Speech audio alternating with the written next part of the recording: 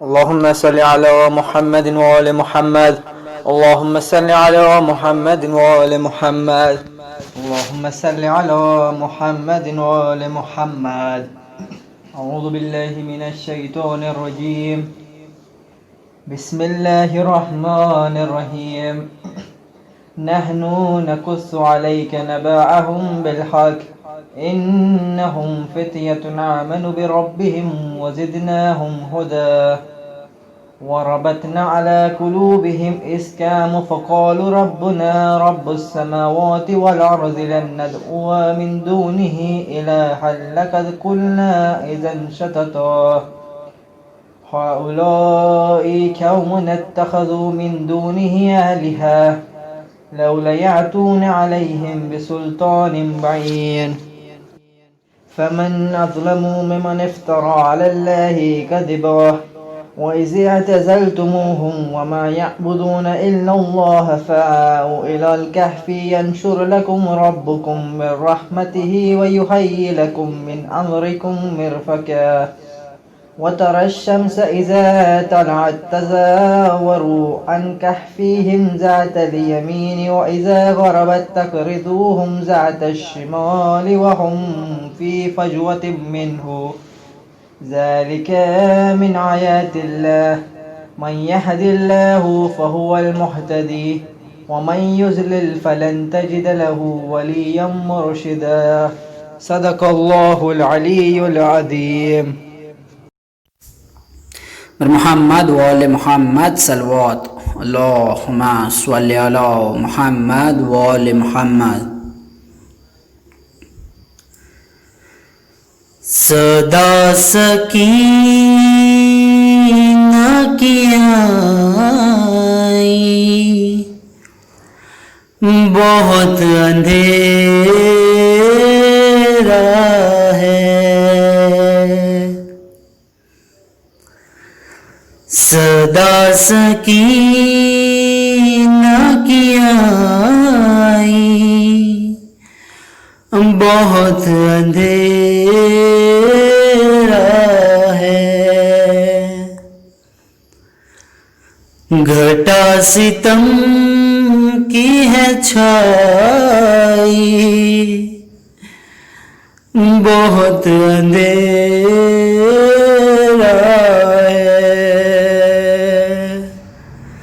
صدا سکینہ کی آئی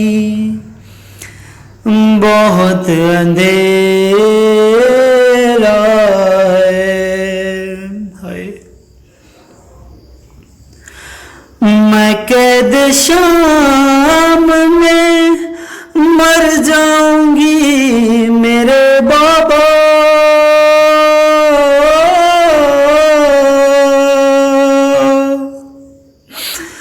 میں قید شام میں مر جاؤں گی میرے بابا،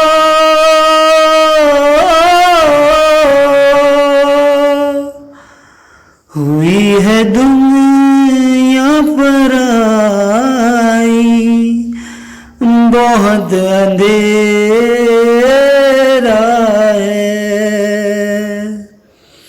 صدا سکینہ کی آئی بہت اندھیرا ہے، چہیتی بیٹی کا بابا ذرا خیال کرو،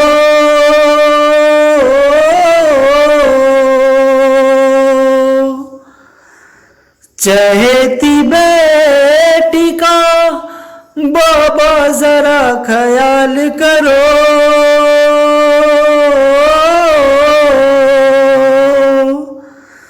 کہ سن لو میری دعائی بہت اندھیرا ہے، صدا سکینہ کی آئی بہت اندھیرا ہے،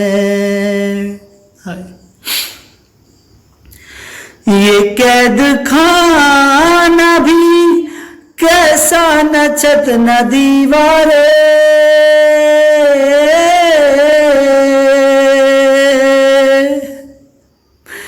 یہ قید خانہ بھی کیسا نہ چھت نہ دیوارے،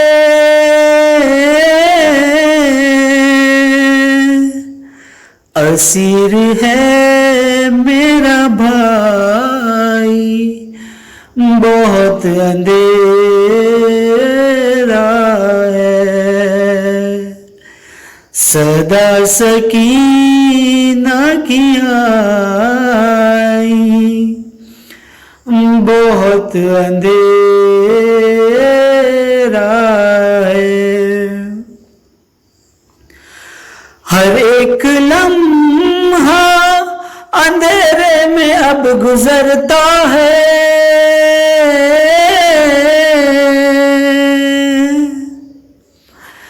ہر ایک لمحہ اندھیرے میں اب گزرتا ہے،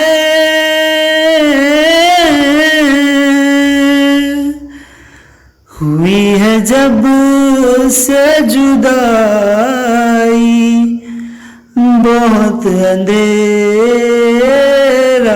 ہے، صدا سکینہ کی آئی بہت اندھیرا ہے، نہیں ہے آپ کا سینہ تو نیند کیوں آئے،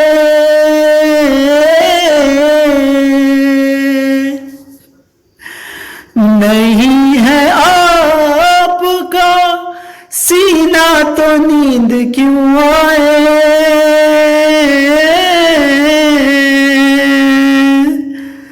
زمانے لو ہے بدائی بہت اندھیرا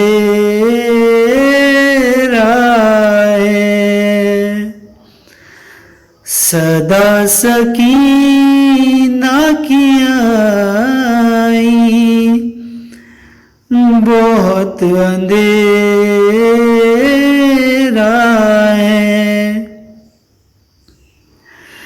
نصیب لایا ہے قید ستم میں کیوں مجھ کو،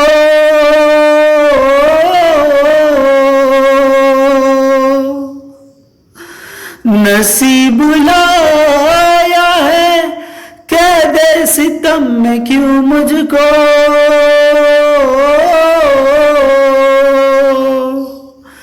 جہاں میں کچھ نہ دکھائی بہت اندھیرا ہے، صدا سکینہ کی آئی بہت اندھیرا ہے، گھٹا ستم کی ہے چھائی بہت اندھیرا ہے، لا حول ولا قوة الا باللہ العلی العظیم، بسم اللہ الرحمن الرحیم، الحمد للہ رب العالمین، الصلاة والسلام علی سید العرب والعجم، جسمہ مقدس معطر مطہر منور، نور الہدی مصباح الظلم جمیع الشمم، شفیع العقم صاحب الجود والکرم، واللہ عاصمہ وجبرائیل قادمہ والبراق مرکبہ والمعراج سفرہ، والسدرۃ المنتہی مقامہ وقاب قوسین مطلوبہ والمطلوب،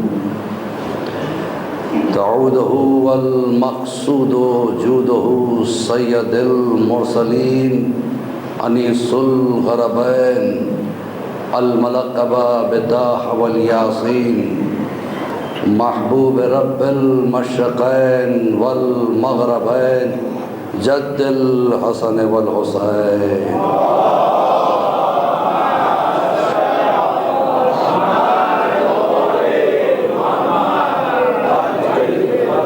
المکی المدنی الخرشی الہاشمی مولانا ابو القاسم محمد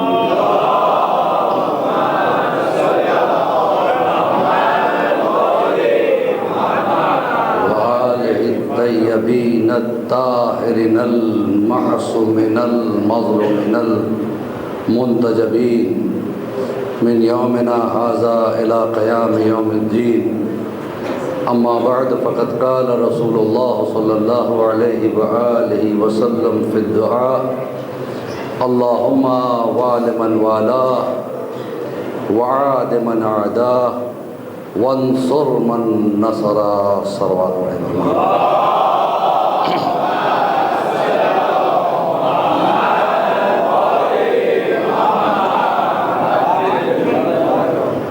آپ تمامی حضرات سے مؤدبانہ گزارش ہے، ایک ہمبل ریکویسٹ ہے، وہ یہ ہے کہ آپ سبھی جب جانتے ہیں کہ 9:30 کو ٹھیک مجلس شروع ہو جاتی ہے تو وہ 5 منٹ دیر سے آنا کچھ اچھا نہیں لگتا،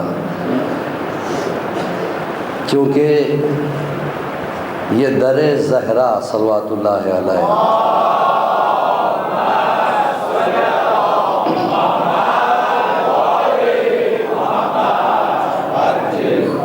اور جنت بھی در زہرا ہے، یہاں اگر آنے میں تاخیر ہوگی تو وہاں بھی جانے میں تاخیر ہوگی۔ اب یہ آپ پہ ڈیپینڈ کرتا ہے کہ کہاں کی تاخیر آپ برداشت کر سکتے ہیں۔ بھئی جب آنا ہی ہے، آ ہی رہے ہیں، میک اپ یور مائنڈ کہ بھئی 5 منٹ پہلے پہنچنا ہے، کیونکہ جناب سیدہ کو ہم انتظار نہیں کرا سکتے۔ اور جب میں بیٹھتا ہوں ماشاءاللہ سبھی آ جاتے ہیں، ہال بھر جاتا ہے، لیکن میں چاہتا ہوں کہ قبل ممبر جو پیشخوانی ہوتی ہے وہیں سے سب آ جائیں، تاکہ بعد میں پھر یہ آنا جانا نہ رہے اور مائنڈ جو ہے نا ڈیویٹ نہ ہونے پائے کسی کا۔ لہٰذا آج تو خیر یہ دوسری تقریر ہے، لہٰذا ایکسیپشن ہے، کل سے میں ان چہروں کو یاد رکھوں گا جو دیر سے آتے ہیں۔ ایک صلوات پڑھے ور محمد۔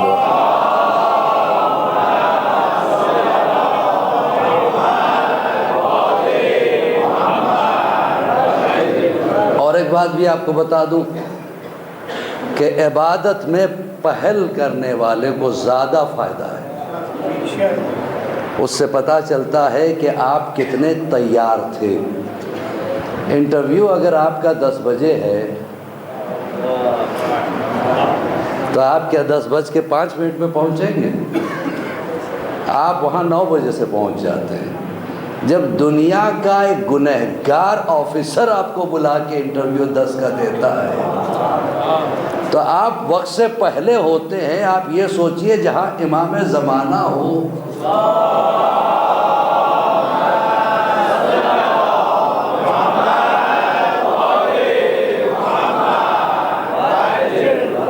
دیکھیے اس چیز کو میں مانتا ہی نہیں کہ ہماری قوم بے عمل ہے، ہماری قوم بے خبر ہے۔ بے عمل میں اور بے خبر میں بڑا فرق ہے۔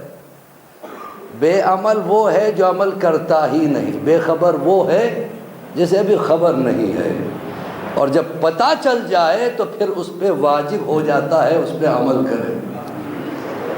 تو عزیزان محترم، اگر اب تک نہیں جانتے تھے تو کوئی بات نہیں، جان کے اگر انجان بن جائے۔ دیکھیے میں اکثر کہا کرتا ہوں 2 قسم کے آدمی مجلسوں میں سوتے ہیں، ایک وہ جو واقعی تھکا ہوا ہے، آ گیا پھر بھی مجلس میں، دل نہ مانا کہ جا کے بستر پہ سوئے، آ گیا۔ آ جانے کی وجہ سے چونکہ تھکا ہوا تھا وہ آنکھ بند کر کے سو جاتا ہے، اس سے ہماری کوئی شکایت نہیں۔ لیکن کچھ ایسے ایکسپرٹس بھی ہوتے ہیں جو آنکھ کھول کے سوتے ہیں، اور ہم پہچان بھی جاتے ہیں کہ کون سو رہا ہے کون جاگ رہا ہے، کیونکہ دو چیزیں ہیں، سونے والا بولتا نہیں ہے، جاگنے والا بولتا رہتا ہے۔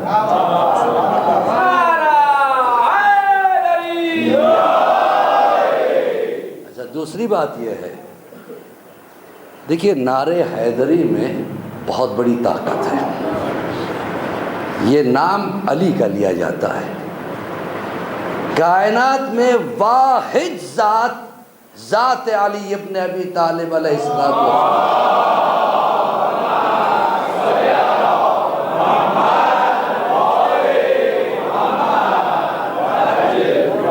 جس کو اللہ نے اپنا نام دیا۔ وہ احمد تھا، اس نے محمد بنایا، یہ الگ بات ہے۔ وہ فاطر السماوات تھا، اس نے فاطمہ بنایا، یہ الگ بات ہے۔ لیکن وہ علی ہوتے ہوئے کسی اور کو علی بنا دے، یہ علی کی ذات ہے۔ تھوڑا سا اب آگے آ جائیے، دیکھیے یہی ہوتا ہے کہ پیچھے والے جب آنے لگتے ہیں تو ہال پیک ہو جاتا ہے۔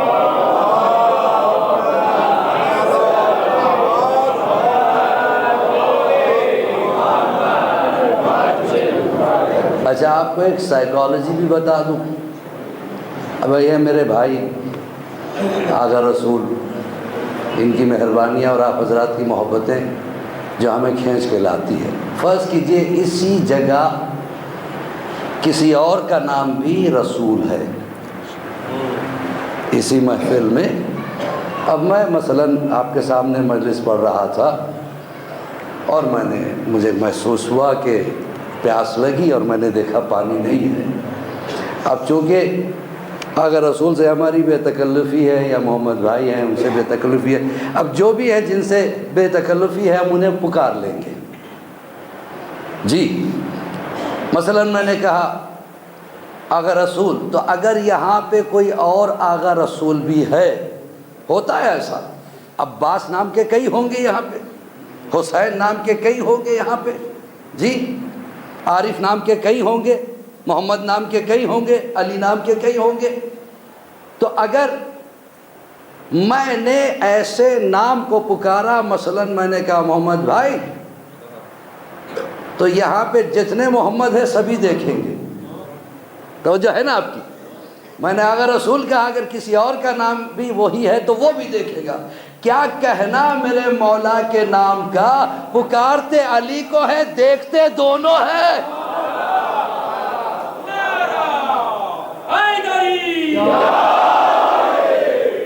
اچھا، دوسری بات تو نعرہ حیدری میں بڑی طاقت ہے، اس کو نہ کسی نے روکا ہے نہ روک سکتا ہے، یہی ہماری پہچان ہے۔ تو ان نعروں میں کبھی پیچھے ہٹنے کی ضرورت نہیں ہے، جیسے نعرہ تکبیر اللہ اکبر، نعرہ رسالہ یا رسول اللہ، نعرہ حیدری یا علی، اسی طریقے سے با وفا با وفا یا عباس یا عباس، یہ جتنے نعرے ہیں، اللہ اللہ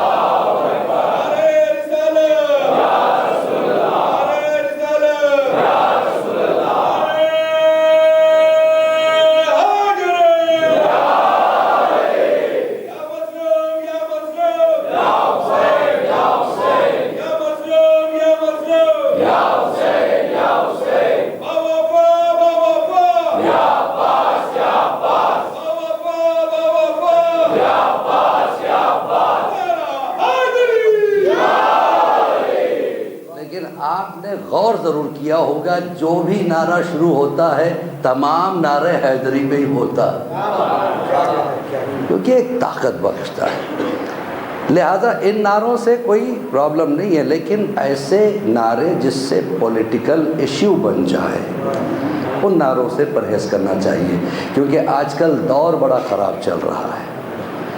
جتنے آپ نعرے لگا سکتے معصومین کے نام سے سمجھے آپ لگائیے، کوئی مسئلہ نہیں، لیکن پولیٹیکل ایشو اگر بنتا ہو کوئی نعرہ جس سے دنیا ہماری طرف چونک کے دیکھے اور خامخواہ کوئی ایشو بن جائے، ایسے نعروں سے تھوڑا پرہیز کرنا چاہیے. یہ ایک ضروری میسیج تھا. اور جہاں تک لعنت ہے، لعنت کے لیے بھی نام لینے کی ضرورت نہیں ہے. آپ کو بتاؤں،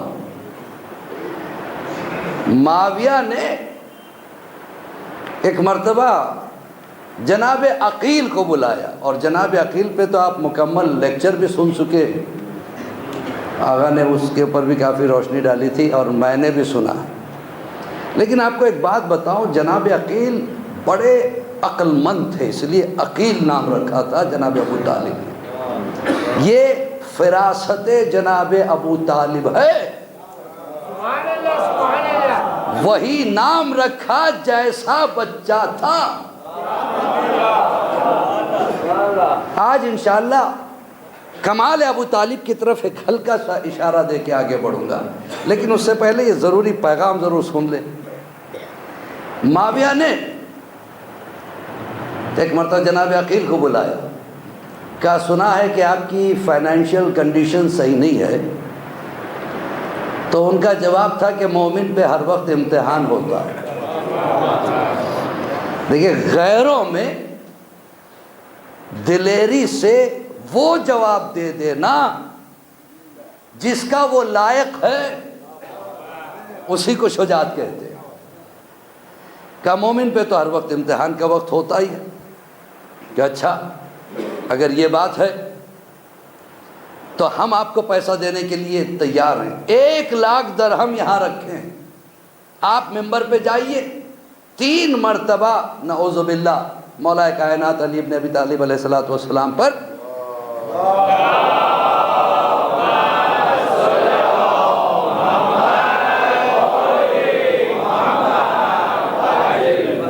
کیونکہ نقل کفر کفر نہ باشد. کہا کہ 3 مرتبہ علی پہ لعنت کر دیجئے. یہ 1,000 درہم جو ہے آپ کے. جناب عقیل فوراً کھڑے ہوئے، ممبر پہ پہنچے اور 3 مرتبہ کہا لعنت لعنت لعنت. اتر کے آئے، پیسہ لے کے جانے لگے. معاویہ نے کہا تم نے نام نہیں لیا. کہا تجھے پتا نہیں، جب لعنت کہہ دی جاتی ہے جس کے نام کے لیے فٹ ہے خود بخود چلی جاتی.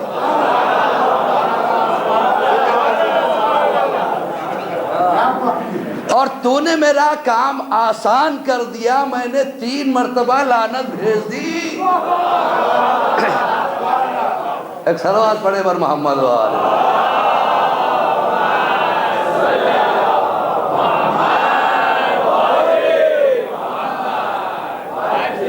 اگر ایک نعرہ لعنت آپ بھیجتے، دشمنان اہل بیت پر لعنت، دشمنان اسلام پر لعنت، تو اس وقت سے لے کر اب تک اور اب سے لے کے قیامت تک نسلوں میں بھی کوئی یزیدی ہوگا اس پہ لعنت جائے گی.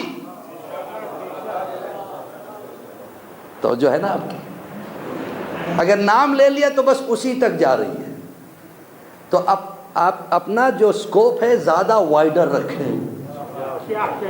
ایک صلوات پڑھے بر محمد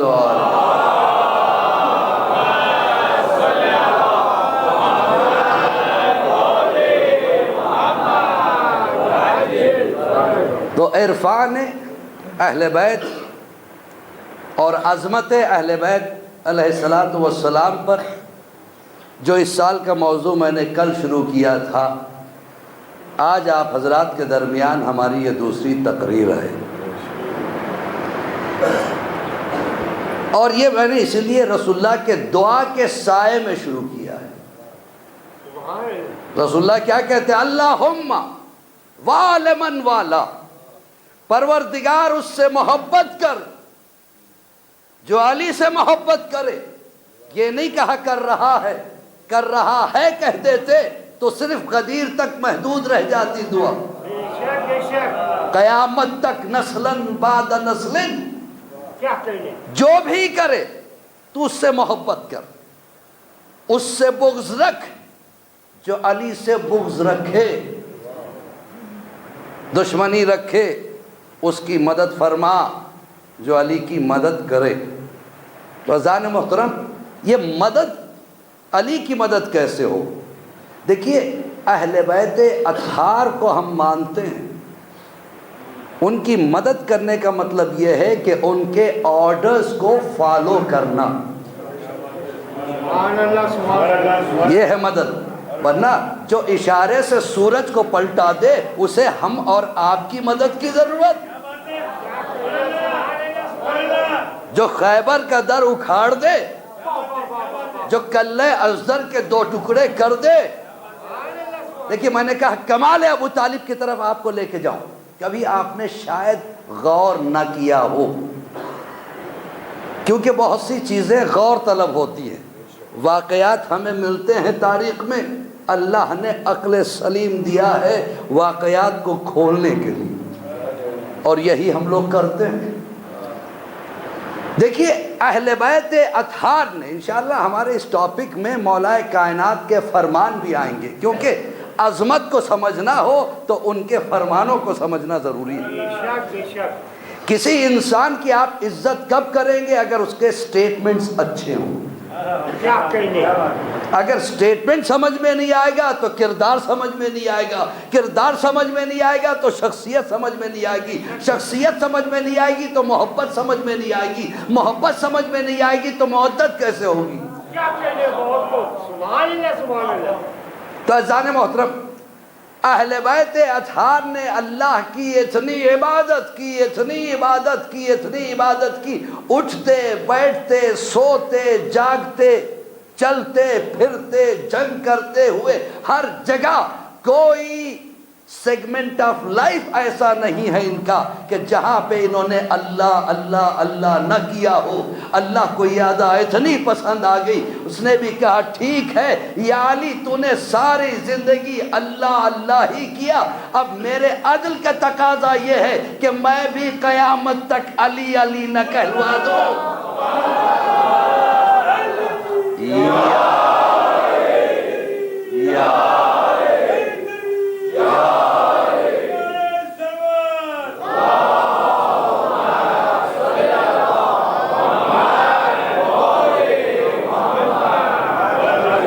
اتنی عبادتیں کی کہ ان کے ہر نفس کو اللہ نے عبادت قرار دیا. ان کی ہر سانس عبادت، ان کو دیکھنا عبادت، ان کو سننا عبادت، ان کا ذکر کرنا عبادت، ان کا جاگنا عبادت، ان کا سونا. علی سوئے، سو کے عبادت کی. دیکھیے مسئلہ یہ الگ ہو جاتا ہے اگر اس پہ بحث کرنے لگوں. جو روز سوتا ہے اس کے لیے سونا کمال نہیں ہے.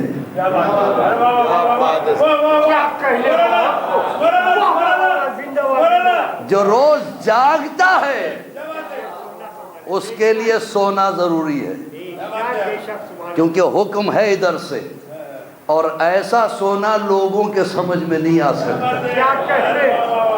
جو روز جاگتا ہے اسے کہاں نیند آتی ہے؟ بھائی اگر آپ کی روز نائٹ ڈیوٹی کی عادت ہو تو آپ دن بھر سوئیں گے، رات بھر جو ہے نا جاگیں گے.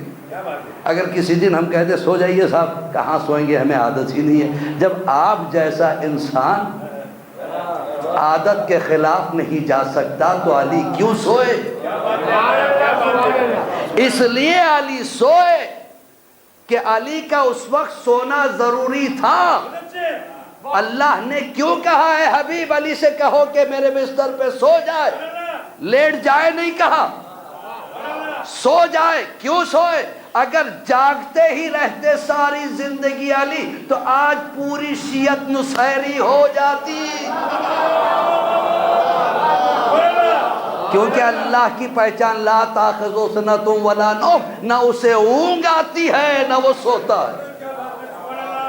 جناب موسیٰ نے سوال کیا تھا نا، پروردگار تجھے نیند نہیں آتی؟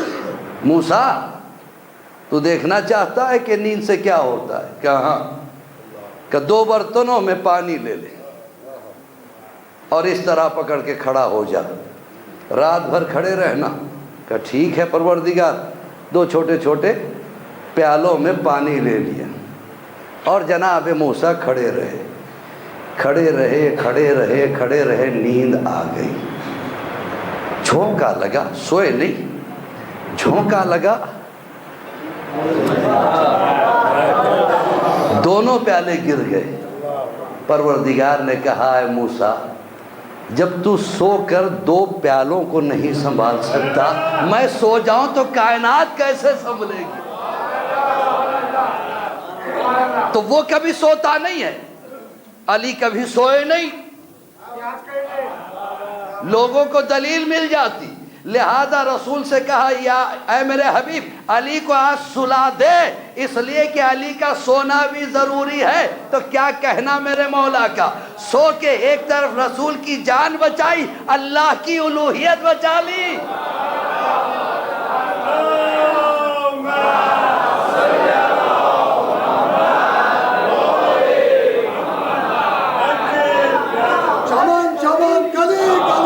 علی علی علی علی چمن چمن گلی گلی شہر شہر گلی گلی ڈگر ڈگر گلی گلی نعرہ حیدری. یا علی فضان محترم. اچھا علی سوئے، اس لیے میں نے کہا تھا نا کمال ابو طالب کی طرف لے جانا ہے. بہت توجہ، ایک جملہ بھی میرا ضائع نہ ہونے پائے ورنہ مقصد آپ تک نہیں پہنچا پاؤں گا. علی کو دی ہوئی ٹریننگ تھی بچپنے سے. جناب ابو طالب کیا کرتے تھے؟ علی کو اٹھاتے تھے، رسول کے بستر پہ سلاتے تھے، رسول کو بھی اٹھاتے تھے، علی کے بستر پہ سلاتے تھے. سب نے سنا ہوا ہے، کوئی نئی بات نہیں ہے. لیکن جس طرف میں آپ کے ذہنوں کو لے جانا چاہ رہا ہوں، اگر بات سمجھ میں آ جائے تو خود بولیں گے آپ. جناب ابو طالب دیکھیے عمر کیا تھی رسول کو اٹھا رہے تھے؟ کبھی آپ نے غور کیا یہ خطرہ کب سے شروع ہوا رسول کی جان کا؟ اعلان رسالت کے بعد شعبہ ابو طالب میں جناب ابو طالب روز رسول کو اٹھاتے تھے، علی کے بستر پہ سلاتے تھے، علی کو اٹھاتے تھے، رسول کے بستر پہ سلاتے تھے. علی کی عمر تھی 10 سال، بہت توجہ، اور رسول کی عمر اس وقت 45 سال. بھیا دیکھیے اگر بیٹا 10 سال کا ہے اور باپ 30 سال کا ہے تو اس کے لیے کوئی مشکل نہیں ہے کہ 10 سال کے بچے کو اٹھائے کسی اور بستر پہ سلا دے. لیکن یہی بیٹا اگر یہ ہو گیا 30 سال کا اور باپ ہو گیا 50 یا 60 سال کا تو کیسے اٹھائے؟ بھائی 45 سال کے نوجوان کو اٹھانا کوئی معمولی چیز نہیں ہے. رسول کو اٹھاتے تھے اور ایسے اٹھاتے تھے کہ رسول کو پتہ بھی نہیں چلتا تھا.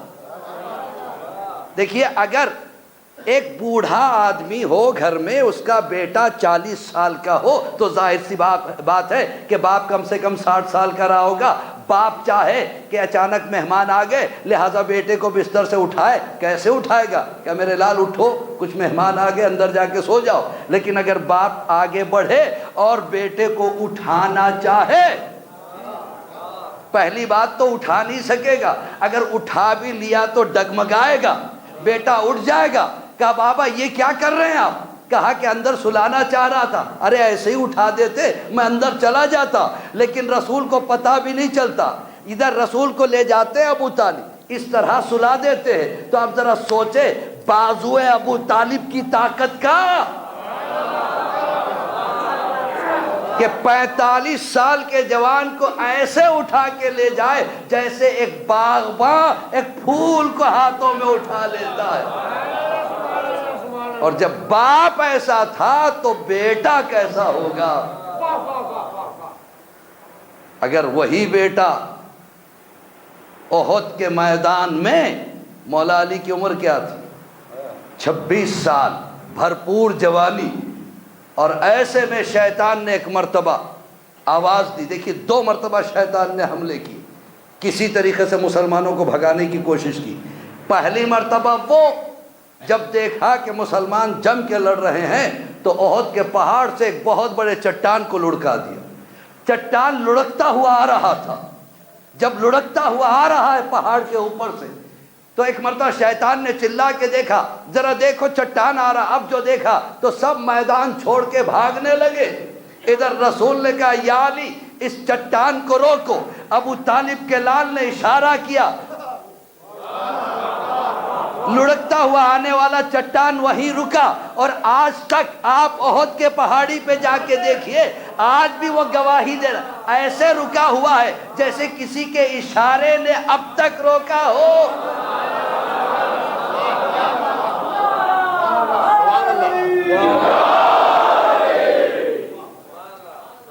وہی علی ابو طالب کے زور بازو کا مظاہرہ کروا رہے ہیں. پھر شیطان نے ایک مرتبہ آواز دی, رسول اللہ قتل ہو گئے. سب لوگ بھاگنے لگے. مولا کائنات کے بارے میں تاریخ لکھتی ہے, ایک ہاتھ سے مولا نے رسول اللہ کے کمر کے پٹے کو پکڑا, اس طرح اٹھا کے کہا کہ دیکھو محمد میرے ہاتھوں پہ ہے, بھاگتے کہاں ہو. اور دوسرے ہاتھ سے جنگ بھی کرتا جا رہا ہے. ابو طالب کے لال کا یہ انداز اللہ کو اتنا پسند آیا, اتنا پسند آیا کہ جبرائیل کا سیدھا پڑھتا ہوا نظر آیا. ایک صلوات پڑھے بر محمد و آل محمد.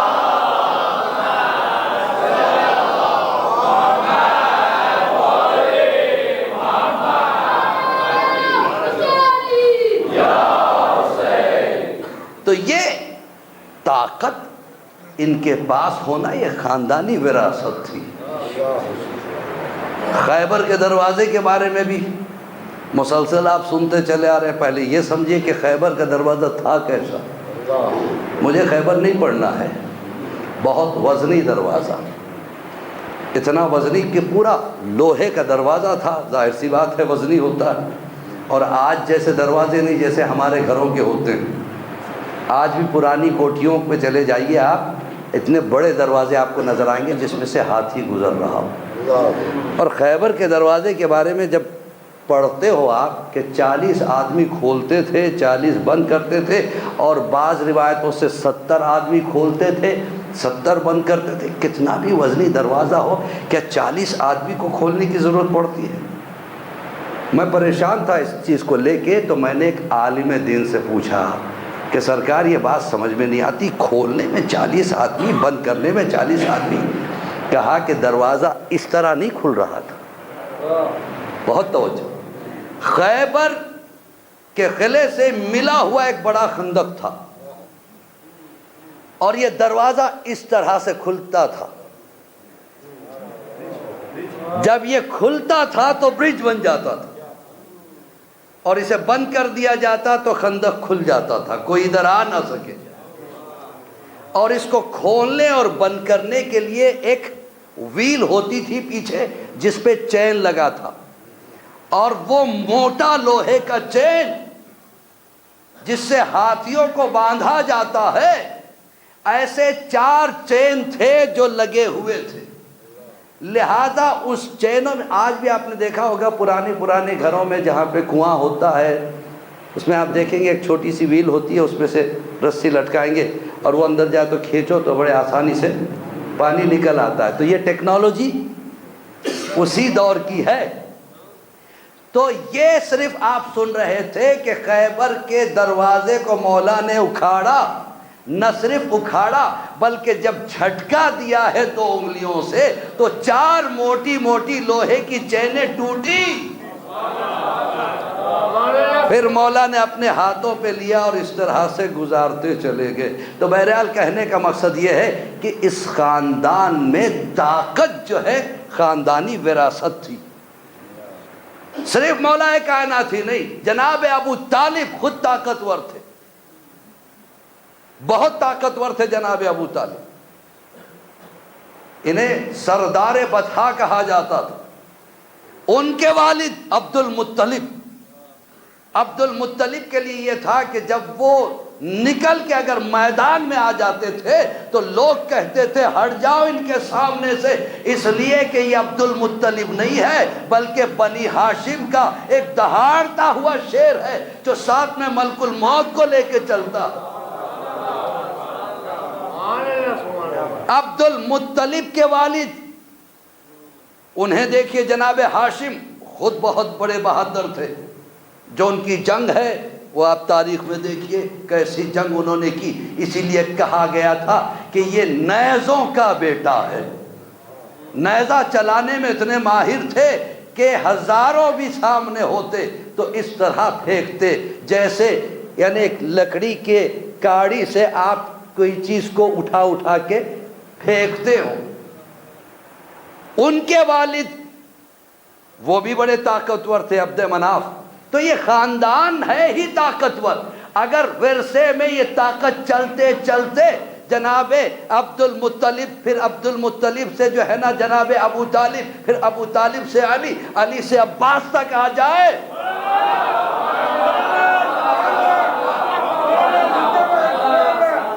تو اس میں حیرت کی کیا بات ہے؟ عباس صرف علی کے طاقت کا وارث نہیں ہے، عباس علی کے طاقت کا بھی وارث تھا، علی کے بابا کے طاقت کا بھی وارث تھا، علی کے دادا کے طاقت کا بھی وارث تھا، علی کے پردادا کے طاقت کا بھی وارث تھا۔ بلکہ یہ اگر کہہ دو اگر ساری بنی ہاشم کی طاقتیں سمٹ کے ایک وجود میں آ جائے اسے عباس کہتے ہیں۔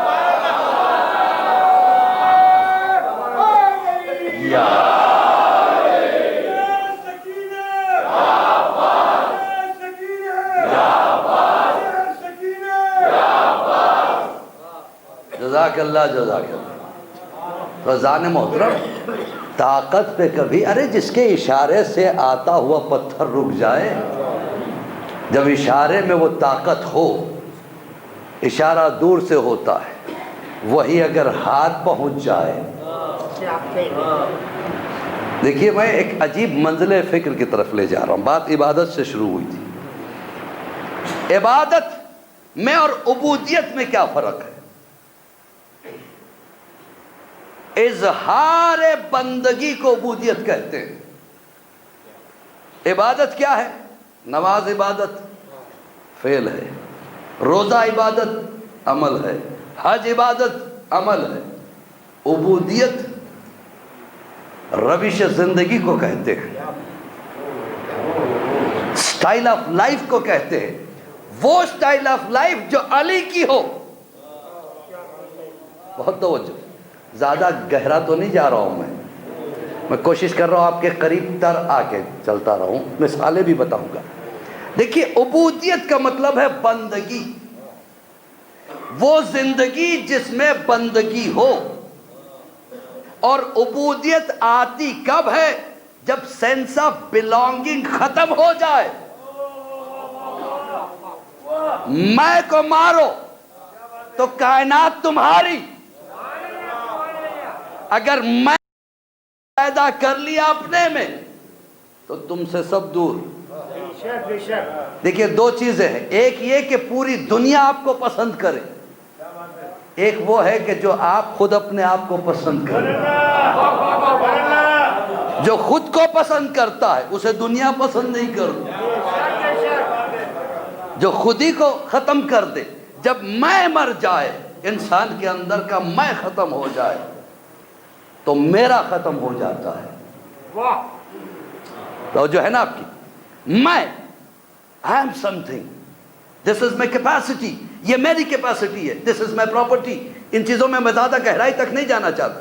آدمی جب میں پرست ہو جاتا ہے اسے اس کی چیزیں اپنی لگتی ہیں۔ معصوم سے جب پوچھا گیا کہ مولا بتائیے عبودیت کی معراج کیا ہے، کہا کہ جہاں میں نہ ہو صرف وہ ہو۔ عشق جب عروج پہ پہنچتا ہے تو پھر انسان کے ذہن و دماغ و دل میں، روح میں صرف معشوق کا چہرہ ہوتا۔ وہ یعنی آنکھیں میری ہے، دیکھتا وہ ہے جو وہ دیکھنا چاہتا ہے، دل میرا ہے، دھڑکے گا ویسے جیسے وہ دھڑکانا چاہتا ہے۔ مولا کہتے ہیں کہ جب تم اپنی چیزوں کو اپنا کہنا چھوڑ دو تو تم اس کے ہو جاؤ گے۔ اگر تم نے اپنی چیزوں کو اپنا، یعنی آنکھیں میری ہیں لیکن میں سوچوں یہ میری نہیں ہے، اس کی دی ہوئی ہے، اب دیکھوں گا وہی جو وہ چاہتا ہے۔ زبان اس کی دی ہوئی ہے، میری نہیں، اگر میں نہیں سمجھوں گا تو اپنے حساب سے بولتا جاؤں گا۔ لیکن جہاں وہ آ جائے تصور و وہم و گمان و تصور و خیال میں، تو پھر انسان وہی دیکھتا ہے جو وہ چاہتا ہے، وہی بولتا ہے جو وہ چاہتا ہے۔ دیکھیے عبودیت کی منزل کو پہچانیے گا۔ میں تھوڑا سا گہرائی کی طرف آپ کو جان بوجھ کے لے جانا چاہتا ہوں تاکہ آپ اوپر ہی اوپر نہ تیریں۔ ایک صلوات تو پڑھے بر محمد و آل محمد۔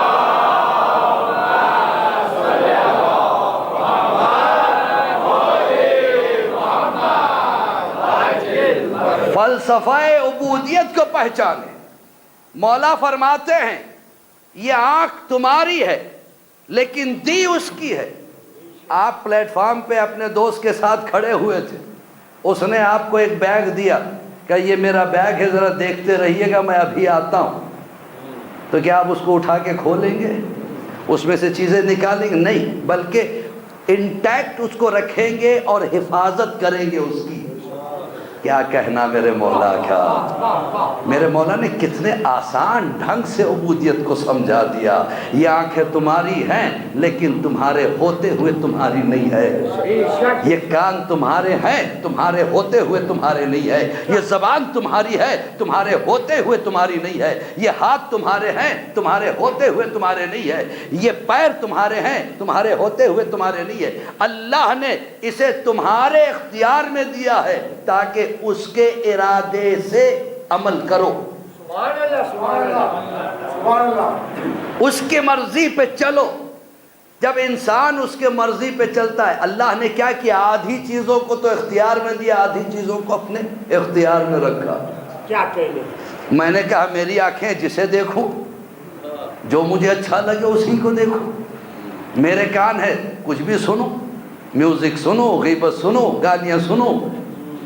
اب جب یہ سب سنیں گے تو وہی تو سنے گا آخر میں۔ میرے ہاتھ ہے، جائے کسی کی مدد کروں یا کسی پہ ہاتھ اٹھا دوں۔ اللہ نے کہا نہیں، یہ تمہارا کب ہے، جب باہر کی چیزیں تم اپنی جو سمجھ رہے ہو، ذرا غور تو کرو تمہاری اندر کی چیزیں تمہاری نہیں ہے۔ ذرا دل دھڑکا کے دکھانا اپنے مرضی سے،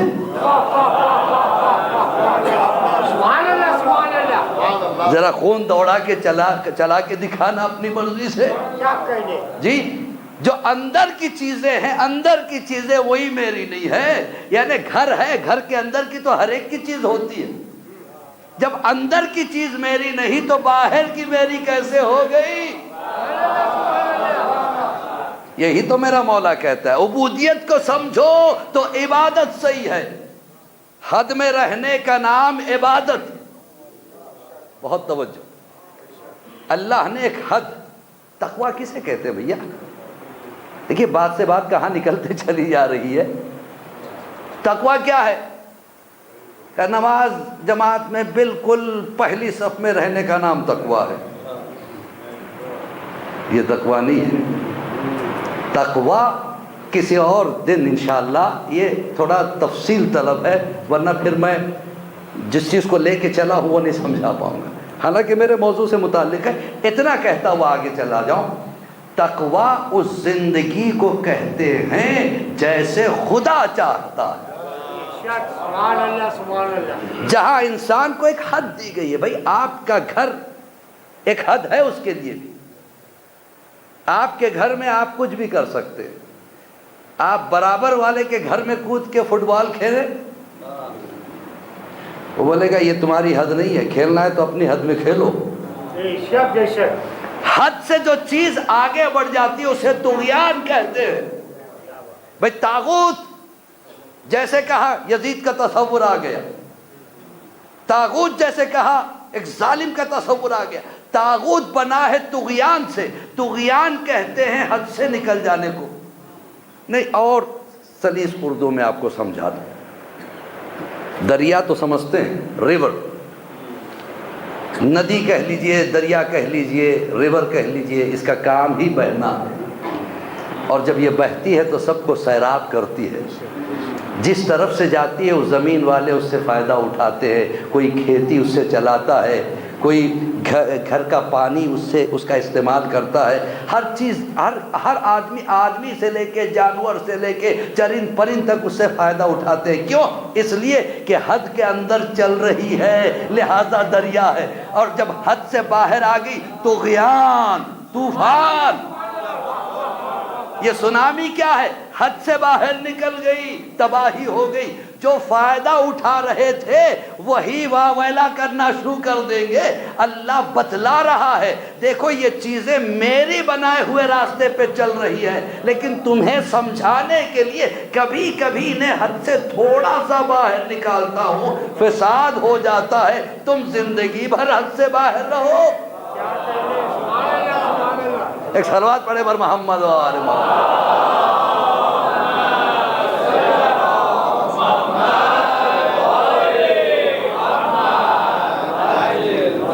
تقوی بھی وہی ہے. Be in your boundary, that is call تقوی. اسی سے متقی بنا ہے, اسی سے عبودیت بنی ہے.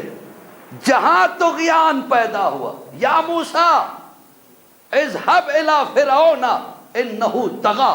قرآن کہتا ہے اے موسیٰ جاؤ فرعون کے پاس, اسے اس کی حد بتاؤ, وہ حد سے باہر نکل گیا ہے. طغی, طاغوت, طاغوت اسے کہتے ہیں جو حد سے باہر نکل گئے. سمجھ گئے نا؟ اگر یہاں تک بات سمجھ میں آ گئی ہے تو آپ ذرا سوچئے. شیطان, ابلیس کو بھی طاغوت کہا گیا. کیوں؟ حد سے باہر نکل گیا. آپ جانتے ہیں ہمارے آپ کے کیا سجدے ہیں جو ابلیس نے کر دیے؟ 6 لاکھ سال تک عبادت کرتا رہا. کتنے؟ 6 لاکھ سال تک عبادت کرتا رہا. اور ایک سجدہ تو اس نے کمال کا کر دیا, 2000 سال تک سر کو سجدے سے نہیں اٹھایا. ملائکہ اتر کے آ گئے, اب اٹھا لے, سر اٹھا لے, 2000 سال سے تو سجدہ کر رہا ہے. اللہ نے کہا اسے نہ صرف سر اٹھانے کے لیے کہو, ہم اسے بلند کر رہے ہیں, اسے آسمان پہ لے آؤ. اب اس کی جگہ زمین پہ نہیں ہے. جب اللہ کسی کو ترقی دیتا ہے وہ اگر اپنے حد میں نہیں ہوتا ہے تو شیطان بن جاتا ہے. تو ترقیوں پہ نہ اترانا. آپ کو منصب ملا, دیکھیے کسی نے, ہمارے 5ویں امام, امام محمد باقر علیہ السلام,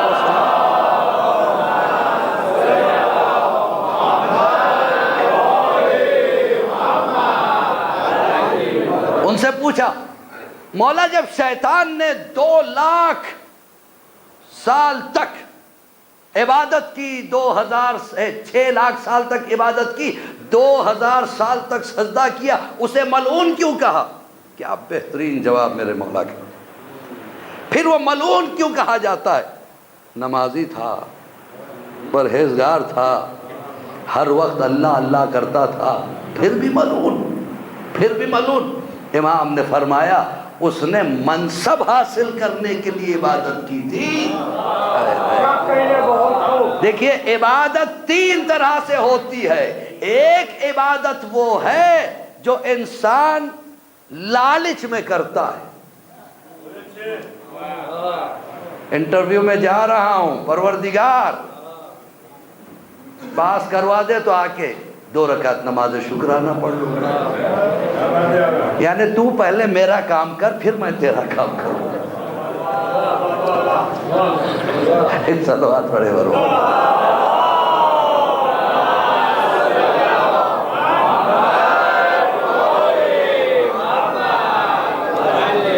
عبادت میں کنڈیشن آ گئی. مولا کہتے یہ بھی عبادت ہے لیکن یہ بزنس مین کی عبادت ہے, تاجر کی عبادت ہے, لالچ میں عبادت کرتا ہے. اور اللہ تو خیر کریم ہے، رحیم ہے، قبول تو سبھی کی کرتا ہے. یہ نہ سمجھ لیجیے گا عباس علی خوئی صاحب نے کہہ دیا پہلے سے منت مت مانگو، ایسی بات نہیں. لیکن کیا کروں میں، درجات ہے عبادت کے. ایک وہ جو لالچ میں، دوسری عبادت یہ ہے پروردگار دیکھ میں تیری عبادت کرتا ہوں، مجھے جہنم میں نہ ڈالنا. میں آپ کو سلام کر رہا ہوں، آپ کے ساتھ ساتھ رہتا ہوں، مجھے باہر نہ نکالنا. یہ کیا ہے؟ یہ غلاموں والی عبادت ہے. میرا مولا کہہ رہا ہے، مولا کائنات علی ابن ابی طالب علیہ السلام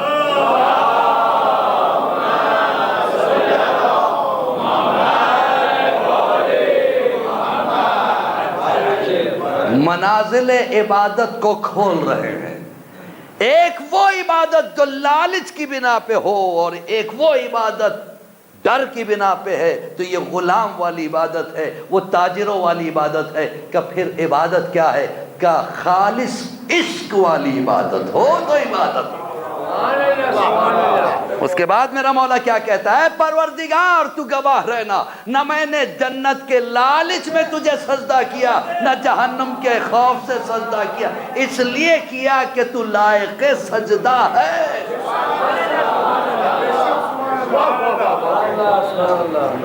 شیطان کی عبادت لالچ کی وجہ سے تھی. منصب حاصل، خلافت حاصل کرنے کے لیے خلیفہ بننا چاہتا تھا نا، خلیفہ بننا چاہتا تھا. تو اللہ نے کہا دیکھو ہر کوئی خلیفہ نہیں بن جاتا، خالص اگر نیت نہ ہو تو شیطان بن سکتا ہے، خلیفہ نہیں بن سکتا. اچھا جب اس کی لالچ کے باوجود جب یہ بنا نہیں تو اب وہ اتر آیا ضد پہ، اب مجھے آدم کی وجہ سے میں شیطان بن گیا، اب آدم کو بھی جنت میں نہیں رہنے دوں گا. یعنی میری نہیں تو کسی کی نہیں، جنت میری نہیں.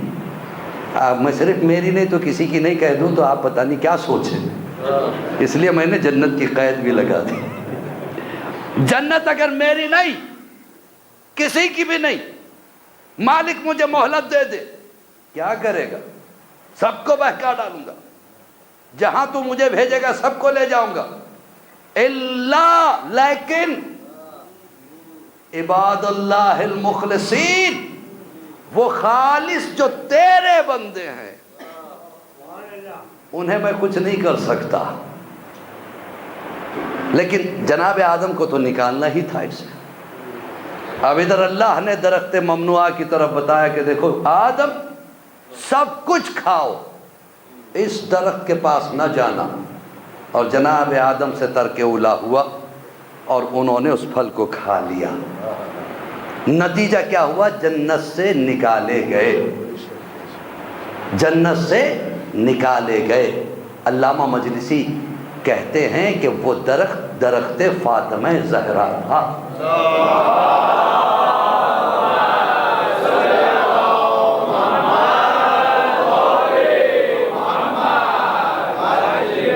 ایک جملہ دے دوں تمام مولائیوں کے لیے، سنیے جملہ. جو درخت سیدہ کا ایک پھل کھا لے وہ جنت سے نکالا جائے، جو سارا باغ کھا جائے.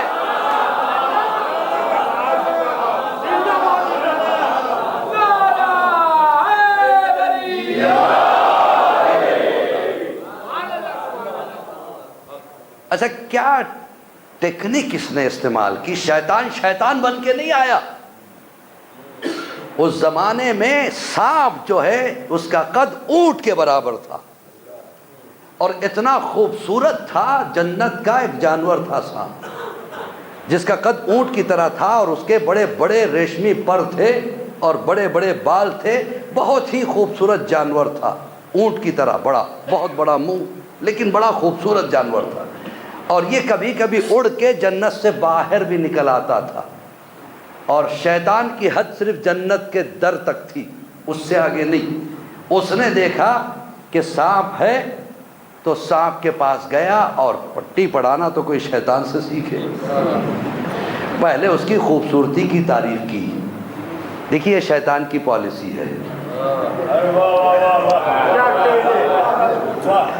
پہلے اتنا چڑھا دو اسے کہ اسے پھر کوئی بات سمجھ میں ہی نہیں آئے، جو کہے مان لے۔ پہلے اس کی خوبصورتی کی تعریف کی، پھر اس سے کہا کہ میں عشق آدم میں بے چین ہوں، روز میں آدم کو دیکھتا تھا، خیر مجھ سے غلطی ہوئی، اللہ نے نکال دیا، لیکن کیا کروں، ایک مرتبہ آدم کی زیارت چاہتا ہوں، آدم کو دیکھنا چاہتا ہوں، مجھے اگر تو وہاں تک پہنچا دے تو میں تیرا شکر گزار رہوں گا۔ میں چونکہ جا نہیں سکتا، میں تیرے اندر چھپ کے جا سکتا ہوں۔ تو بیچارہ سانپ جو ہے بہک گیا اور اس نے کہا ٹھیک ہے، میں تجھے اپنے منہ میں چھپا کے لے جاتا ہوں۔ تو منہ میں چھپا کے لے گیا تو اس نے راستے میں کہا دیکھ وہاں جا کے منہ مت کھول دینا، منہ کھول دے گا تو پتہ چل جائے گا کہ شیطان ہے، منہ مت کھولنا۔ کہا ٹھیک ہے۔ یہ سانپ کے منہ میں بیٹھ کے جناب آدم اور حوا سے گفتگو کی، لہذا حوا دھوکے میں آ گئی۔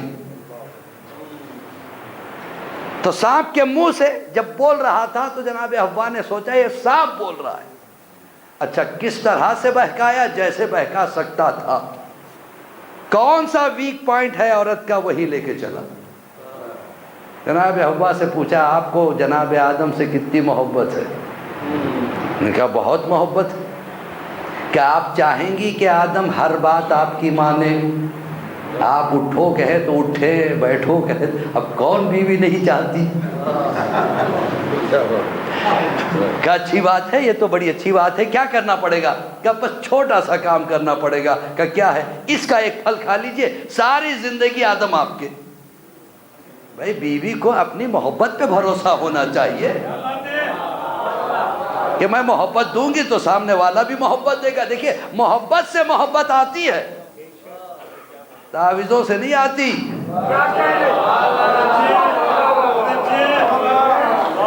ایک صاحب بتا رہے تھے کہ وہ جو ہے نا بیچارے بڑے پریشان تھے، ایک بہو جو تھی بہت زیادہ پریشان تھی، اس کی ساس بہت بولا کرتی تھی، بہت بکا کرتی تھی۔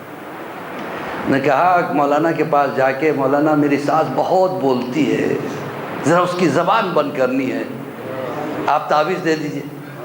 مولانا نے کہا ٹھیک ہے تعویذ لے جائیے، ساس سے کہیے گا کہ وہ دانت نہ دبا کے رکھے۔ کہ اس سے کیا؟ کہیے وہ دبا کے رکھیں گی تو کھانا ہضم ہوگا، بھوک لگے گی، نیند اچھی آئے گی۔ وہ بیچاری دبا کے بیٹھ جاتی تھی، وہ بولتی نہیں تھی۔ تو دوسرے دن آ کے کہنے لگی کہ آپ کا تعویذ بڑا کام کر رہا ہے۔ کہ تعویذ کام نہیں کر رہا ہے، وہ ٹیکنک کام کر رہی ہے۔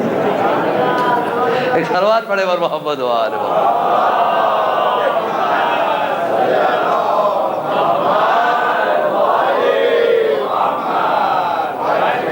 دو چیزیں یاد رکھیے، ساس اگر بہو کو بیٹی سمجھے اور بہو ساس کو ماں سمجھ جائے، جھگڑا ہی ختم ہو جاتا ہے۔ یہ چھوٹی چھوٹی چیزیں پورے گھر کے سکون کو غارت کر دیتی ہیں۔ بہرحال اللہ توفیق سبھی کو دے۔ تو عزیزان محترم، ادھر حوا کو بہکایا اور ادھر پھر حوا سے کہا دیکھیے ہماری بات تو آدم مانیں گے نہیں، اور ہر شوہر بیوی کی بات مانتا ہے، چاہے کتنا بھی بڑا ترم خان، باہر مونچھیں گھمائے گا، گھر جاتے ہی نیچے ہو جاتے سمجھا؟ جناب آدم میری بات نہیں مان سکتے، آپ ذرا پیار سے سمجھا دیں۔ حوا نے کہا تو گھبرانا نہیں، تو بھی کہہ میں بھی کہتی ہوں۔ اب سانپ جناب آدم کے سامنے آیا، جناب آدم سے پوچھتا ہے آپ کو جنت کیسی لگی؟ کہ بہت اچھی۔ کہ آپ چاہیں گے کہ زندگی بھر قیامت تک جنت میں رہیں؟ کہ کون نہیں چاہتا ایسی جنت میں رہنے کے لیے؟ کہ ایک پھل کھا لیجیے، وہاں ایسے ادھر ایسے۔ اور وہی طریقہ ہے، آج بھی بہکایا جو جاتا ہے مردوں کو، دولت کا لالچ، کمفرٹس کا لالچ، بہت اچھا جاب دیں گے، بہت پیسہ دیں گے، ورنہ یہ اگروادی اور آتنکواد کہاں سے آ گئے؟ انہیں لالچ دیا جاتا ہے، تمہیں خوب دولت دے دیں گے، اور چنیں گے ایسے گئے گزرے نتھو خیر قسم کے نوجوان جو کسی کام کے نہیں، وہ اس کام کے آئے، اور پورا اسلام بدنام ہے۔ بھیا اسلام کو سمجھنا ہو تو یوں سمجھو، لوگ کہتے ہیں اسلام آتنکواد ہے، مسلمان آتنکواد ہے. ارے جو اسلام بات کرتا نہیں، کلام نہیں کرتا بغیر سلام کے، اور سلام کیا ہے؟ سلامتی کی دعا. بات کرنے سے پہلے جو مسلمان کہتا ہے کہ اللہ تمہیں سلامت رکھے، تو روز دعا دینے والا، کسی کی جان کے لیے دعا کرنے والا اس کی جان لے کیسے سکتا ہے؟ کردار چاہیے، عبودیت چاہیے، عبادت نہیں. عبادت تو شیطان بھی کرتا تھا، عبودیت نہیں تھی. بات آپ تک پہنچ رہی ہے نہیں؟ عبادت تھی شیطان میں، عبودیت نہیں تھی. حد کے اندر عبادت نہ تھی. اگر آپ نماز پڑھ رہے ہیں اور نیت یہ ہے کہ لوگ مجھے دیکھیں، نمازی سمجھے، یہ حد سے باہر نکلنے کے یہ ہے. بعض لوگوں کو دیکھتے ہیں بات کرتے کرتے، واہ آج نماز شب میں ایک بات یاد آ گئی. بھئی یہ نماز شب کہاں سے آ گیا؟ یہ ایڈورٹائزنگ ہے، یعنی میں نماز شب پڑھتا ہوں. سمجھا؟ ایک حافظ تھے، بڑی اچھی قرات تھی، وہ سورہ رحمان پڑھ رہے تھے. دو لوگ ادھر سے گزرتے رہے، انہوں نے کہا کرے کیا پیاری آواز ہے، کیا پیاری قرات ہے. سن لیا انہوں نے اور اچھے ڈھنگ سے قرات شروع کر دی. رات کو جب یہ سوئے تو خواب میں دیکھا.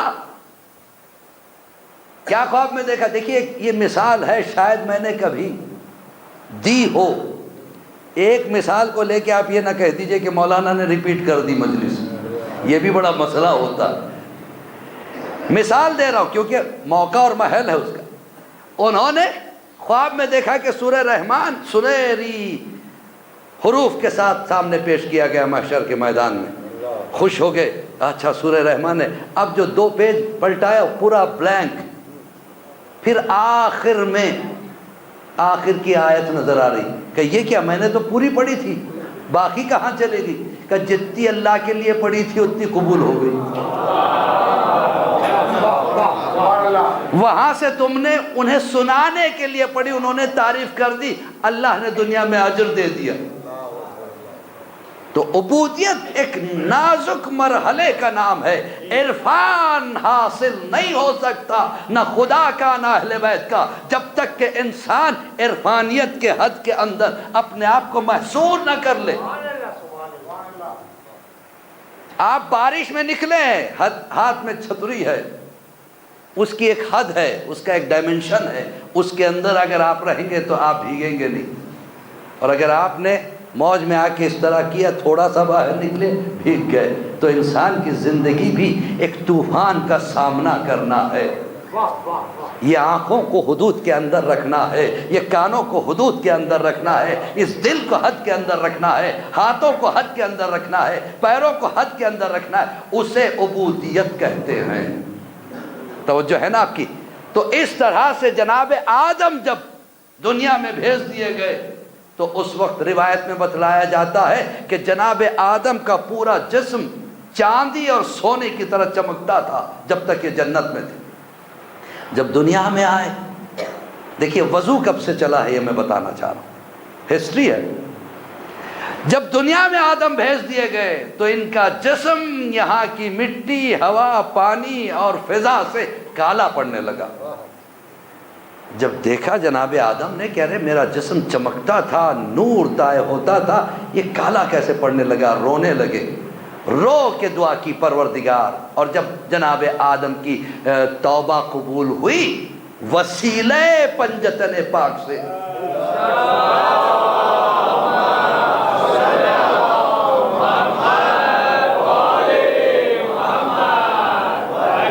تو جبرائیل نے کہا کہ آدم تمہیں افسوس ہے کہ تمہارا یہ جسم ایسا کیوں ہو گیا؟ کہاں کہ واپس چاہتے ہو کہ یہ جسم نورانی ہو جائے؟ کہ بے شک میں چاہتا ہوں. کہا تم نے درخت ممنوعہ پہ جانے کی غلطی کی. کہ اب تو غلطی ہو گئی، اب میں کیا کروں، اس کا ازالہ بتاؤ. کہا کہ تمہیں وضو کرنا پڑے گا. کہ وضو کیسے؟ کہا کہ جس ناک سے تم نے اس پھل کو سونگھا تھا، ہاتھ بڑھایا تھا، لہذا ہاتھوں کو دھونا ضروری ہے.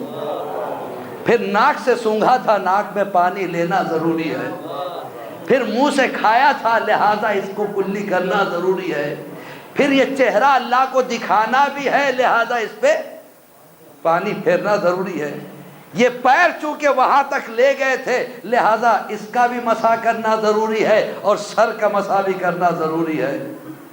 تو جناب آدم نے وضو کر کے، جس وقت زمین پہ جناب آدم آئے تھے تو ظہر کا وقت تھا، تو پہلی نماز ظہر کی پڑھی۔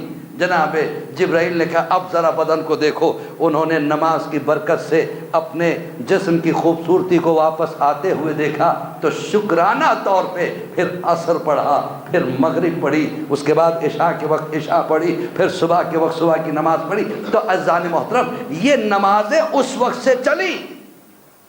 یہ اور بات ہے رکعتیں الگ الگ رہی، ہر نبی کے دور میں الگ الگ رکعتیں۔ رسول اللہ نے کم کراتے کراتے کراتے، کیونکہ جانتے تھے اپنی امت کو،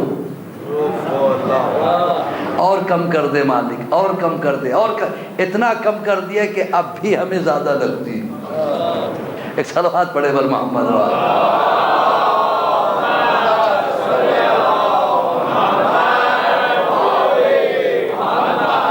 اب میں سمیٹ رہا ہوں انشاءاللہ اپنے موضوع کو۔ تو جناب عالی، عبودیت عشق الہی کا نام ہے جو حد کے اندر رہے، حد سے باہر نکل جائے تو طغیان بن جائے، حد سے باہر نکل جائے بغاوت بن جائے۔ حد کے اندر کیسے رہنا ہے، اب عظمت اہل بیت کو سمجھے۔ ہمارے چوتھے سرکار امام زین العابدین علیہ السلام،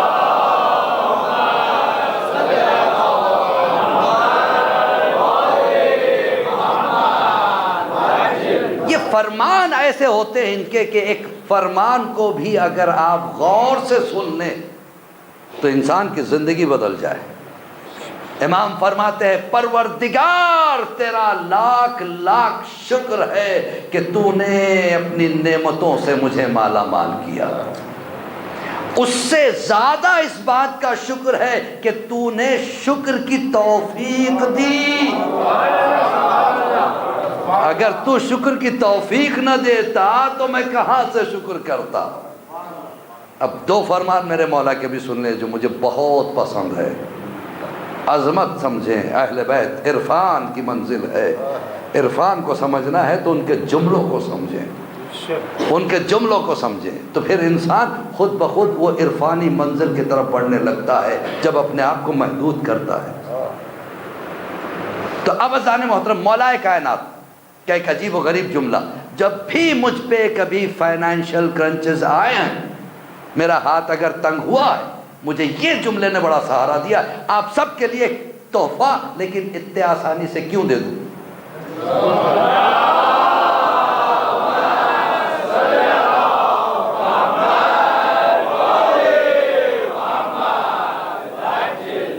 یہ پوری مجلس ایک طرف، میرے مولا کے دو جملے ایک طرف ہیں جو نہج البلاغہ کی، ہماری کیا بتائیں بدقسمتی ہے یہ۔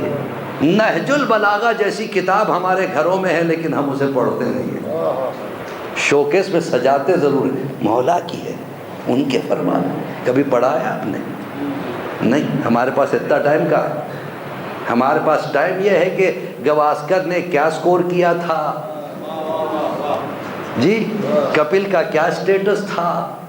بھیا اگر ایک بار ادھر بھی جھانک کے دیکھ لیتے تو ایسے نمازوں سے رنر نہ بنتے۔ ایک صلوات پڑھے پر محمد۔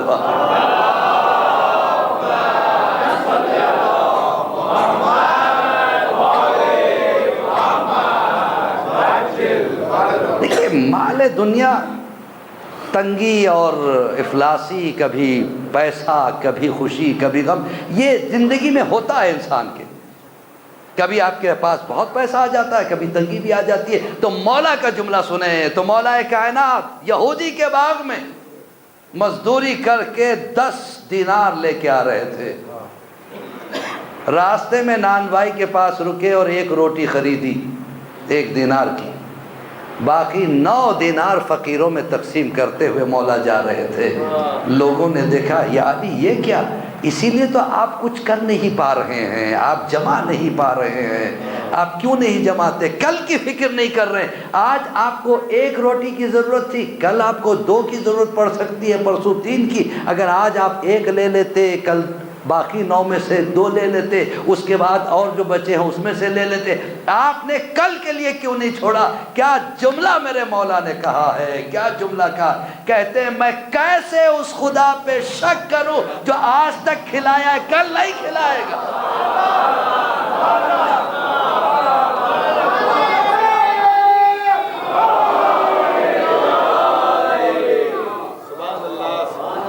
جو آج تک کھلایا کل نہیں کھلایا۔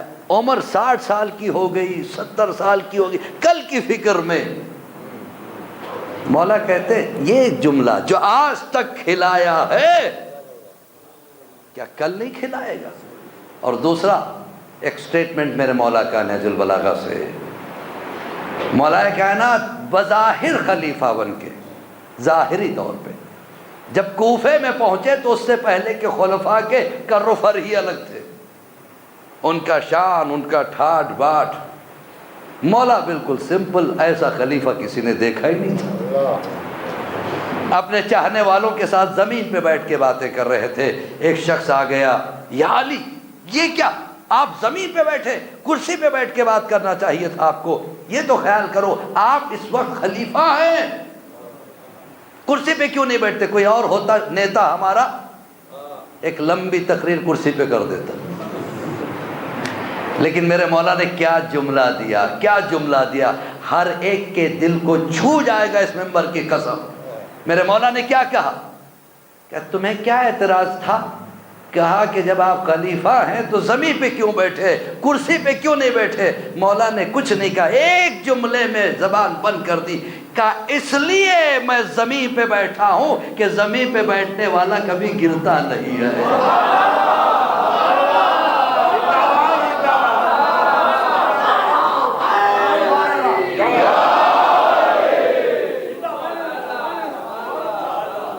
یہ عبودیت ہے، عبودیت ہے۔ عشق اس منزل کا نام ہے۔ اگر عشق ہے تو ہر عاشق یہ چاہے گا میں وہ کروں جو میرا معشوق چاہتا ہے، ورنہ یہ زبانی عشق تو ہو سکتا ہے لیکن عشق کی وہ صحیح راہ نہیں ہے جیسے عشق اس کے ساتھ چاہیے۔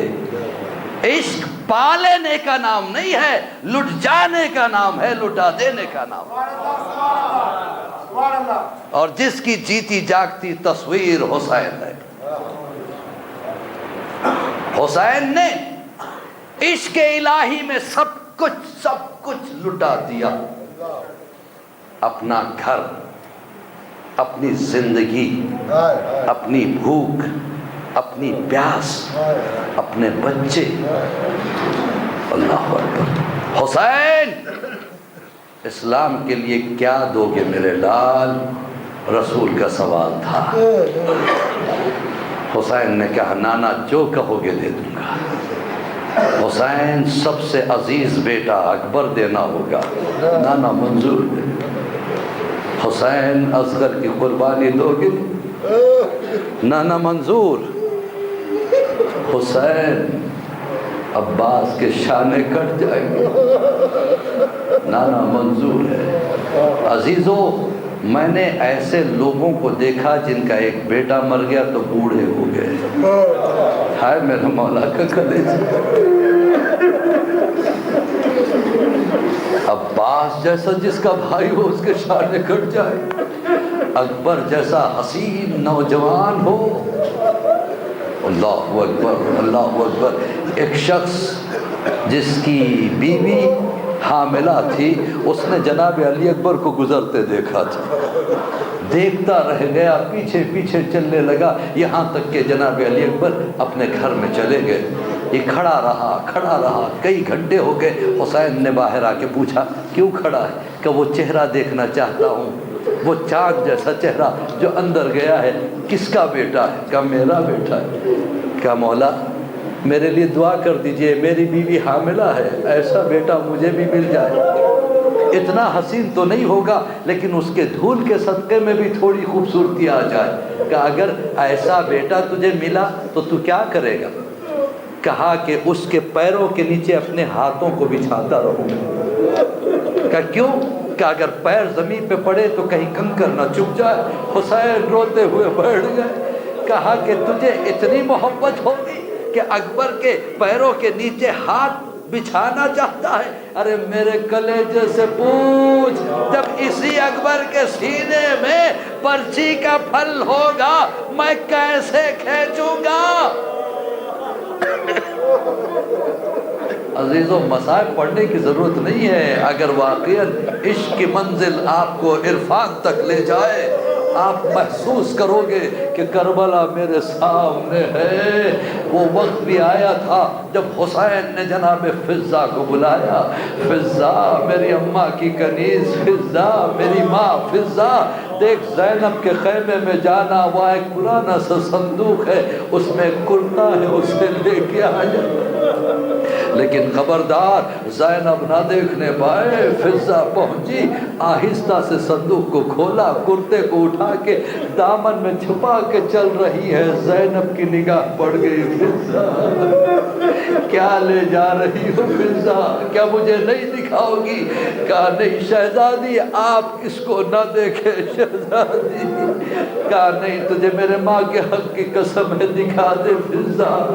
کہا نہیں دکھا سکتی، کہ اگر نہیں دکھاؤ گی تو زینب رو دے گی فضہ۔ یہ سننا تھا، فضہ نے ہاتھ جوڑ دیے، اے بی بی رونا نہیں، بی بی رونا نہیں۔ میں کہوں گا فضہ تمہیں زینب کے رونے کا کتنا خیال؟ ارے کربلا کے بعد زینب کہاں کہاں نہیں روئی۔ ماشاءاللہ آپ کی آواز بلند ہے۔ اللہ آپ کو کسی کے غم میں نہ رلائے سوائے غم حسین کے۔ یہی دعا کا وقت ہے جب آنسو ڈھلک کے رخساروں سے گزرتے ہیں، اس پہ سیدہ کی نگاہ ہوتی ہے۔ اللہ اللہ اللہ، ہم نہ روئے تو کون روئے گا ان غریبوں پہ جو رونا چاہتے تھے، انہیں رونے نہ دیا گیا۔ سکینہ بابا کہتی تو تماچے لگتے، زینب بھیا کہتی تو درے برسائے جاتے۔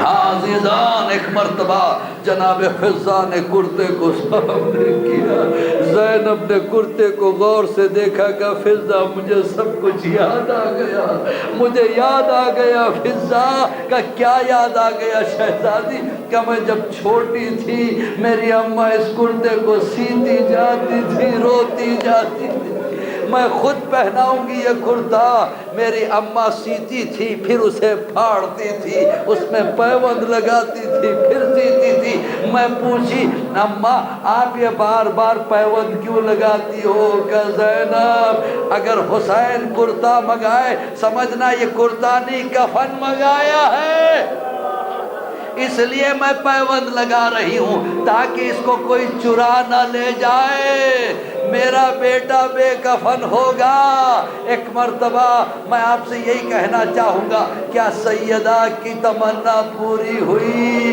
نہیں نہیں، بعد شہادت حسین یہ کرتا اتار کر ایک ظالم لے گیا، لے جا کے اپنے آنگن میں کونے میں پھینک دیا۔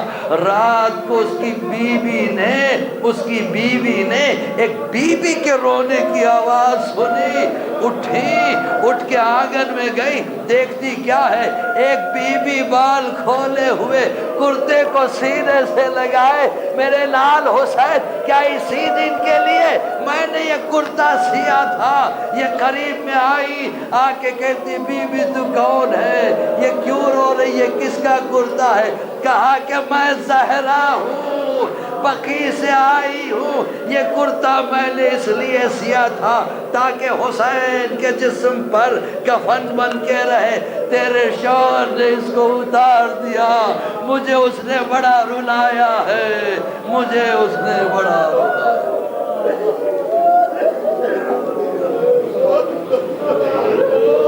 پروردگار تجھے واسطہ ہے حسین کے اس کرتے کا، میرے معبود ہمارے آنسوؤں کو قبول فرما۔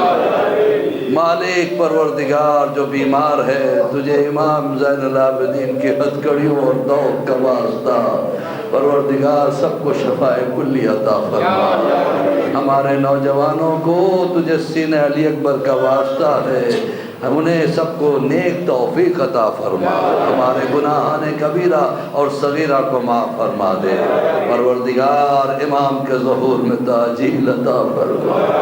ہمیں امام کے سامنے شرمندہ نہ کر میرے محبوب، بحق زہرا و ابیہا و بعلہا و بنوہا.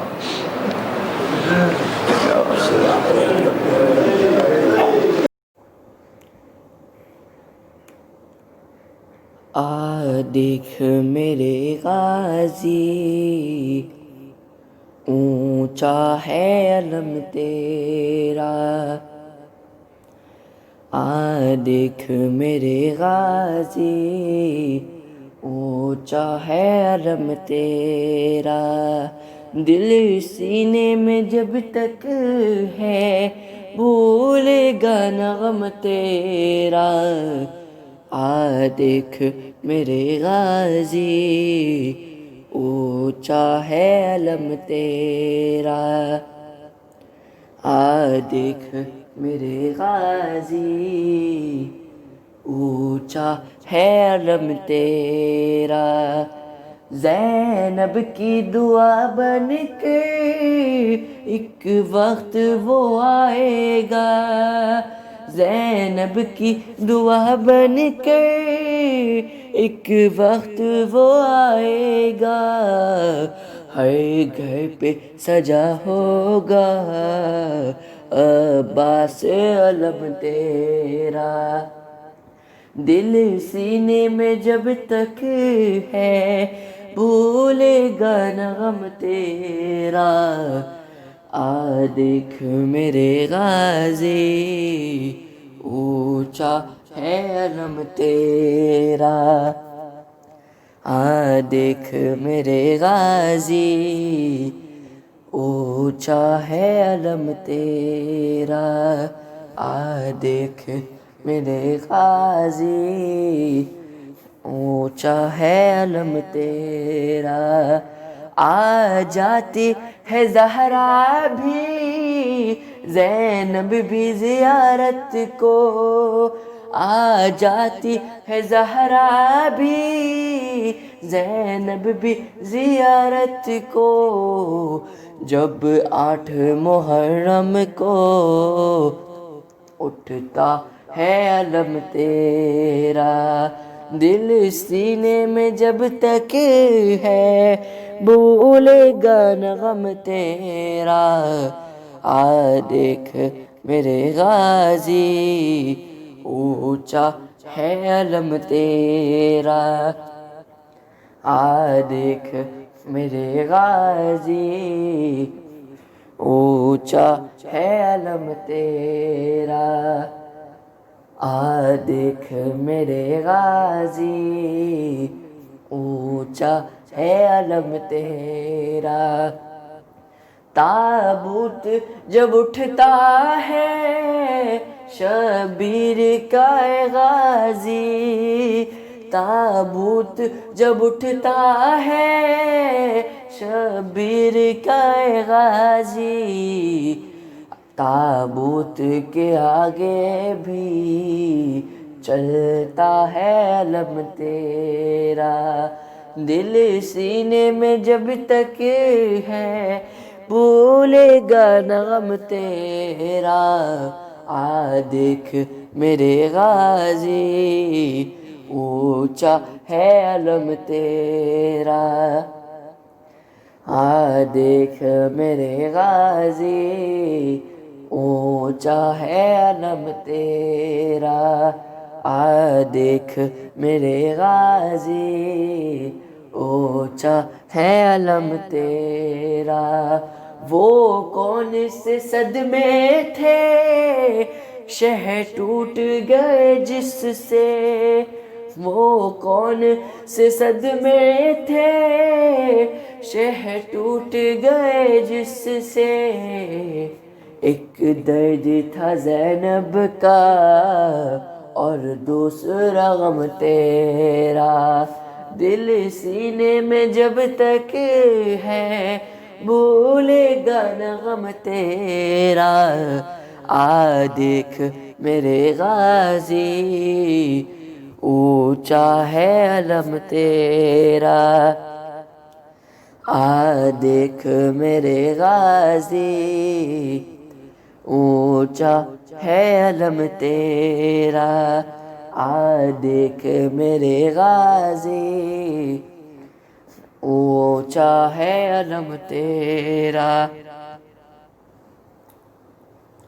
جب بہہ گیا سب پانی تب سانس تیری ٹوٹی جب بہہ گیا سب پانی تب سانس تیری ٹوٹی تھا سینے کے اندر یا مشکیزے میں دم تیرا دل سینے میں جب تک ہے بھولے گا نہ غم تیرا آ دیکھ میرے غازی اونچا ہے علم تیرا آ دیکھ میرے غازی اونچا ہے علم تیرا دل سینے میں جب تک ہے بھولے گا نہ غم تیرا آ دیکھ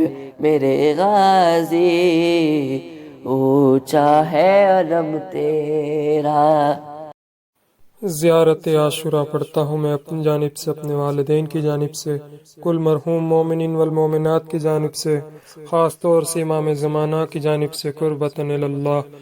السلام علیک یا ابا عبداللہ، السلام علیک یا ابن رسول اللہ، السلام علیک یا ابن امیر المؤمنین وابن سید الوسین، السلام علیک یا ابن فاطمة الزہراء سیدۃ نساء العالمین، السلام علیک یا آثار اللہ وابن سارہ والوتر الموتور، السلام علیک وعلی الارواح التي حلت بفنائک، علیکم انی جمیعا سلام اللہ ابدا ما بقیت وبقی اللیل والنہار۔ یا ابا عبداللہ لقد عظمت الرزیہ وجلت وعظمت المصیبہ بک علینا وعلی جمیع اہل الاسلام وجلت وعظمت مصیبتک فی السماوات علی جمیع اہل السماوات فلعن اللہ امة اسست اساس الظلم والجور علیکم اہل البیت ولعن اللہ امة دفعتکم من مقامکم وازالتکم من مراتبکم التي رتبکم اللہ فیہا ولعن اللہ امة قتلتکم ولعن اللہ ممحدین لهم بالتمکین من قتالکم برئت الی اللہ وإلیکم منہم واشیائہم واتباعہم واولیائہم۔ یا ابا عبداللہ انی سلم لمن سالمکم وحرب لمن حاربکم الى یوم القیامہ ولعن اللہ علی زیاد وعلی مروان ولعن اللہ بنی امیہ قاتبہ ولعن اللہ ابن مرجانہ ولعن اللہ عمر ابن سعد ولعن اللہ شمرہ ولعن اللہ امت نسرجت والجمت وتنقبت لقتالک بأبی انت وأمی لقد عظم مصابی بک فأسأل اللہ الذی اکرم مقامک واکرمنی ان یرزقنی طلب السارق مع امام منصور من اہل بیت محمد صلی اللہ علیہ وآلہ۔ اللہم اجعلنی عندک وجیہا بالحسین علیہ السلام فی الدنیا والآخرہ۔ یا ابا عبداللہ انی اتقرب الی اللہ وإلی رسولہ وإلی امیر المؤمنین وإلی فاطمة وإلی الحسن وإلیک بموالاتک وبالبراءۃ ممن اسست اساس ذلک وبنى علیہ بنیانا وجرى في ظلمه وجوره علیکم وعلى اشیائکم برئت الی اللہ وإلیکم منہم وتقرب الی اللہ ثم الیکم بموالاتکم وموالات ولیکم وبالبراءۃ من اعدائکم والناصبین لکم الحرب وبالبراءۃ من اشیائہم واتباعہم۔ انی سلم لمن سالمکم وحرب لمن حاربکم وولی لمن والاکم وعدو لمن اعداکم فاسأل اللہ الذی اکرمنی بمعرفتکم ومعرفت اولیائکم ورزقنی البراءۃ من اعدائکم ان یجعلنی معکم فی الدنیا والآخرہ وان یثبت عندکم قدم صدق فی الدنیا والآخرہ واسألہ ان یبلغنی المقام المحمود لکم عند اللہ وان یرزقنی طلب الساری مع امام ہدى ظاہر ناطق بالحق منکم واسأل اللہ بحقکم وبالشان الذی لکم عنده ویعطینی بمصابیبکم افضل ما یؤتی مصابا بمصیبتہ مصیبتا ما عظم وعظم رضیتا فی الاسلام وفی جمیع السماوات والارض والأرض اللهم اجعلني في مقام هذا ممن تناله منك صلوات ورحمة ومغفرة اللهم اجعل محياي محيا محمد وآل محمد ومماتي ممات محمد وآل محمد اللهم إن هذا يوم تبركت به بن أمية وابن عاقلة الأكباد اللين ابن اللين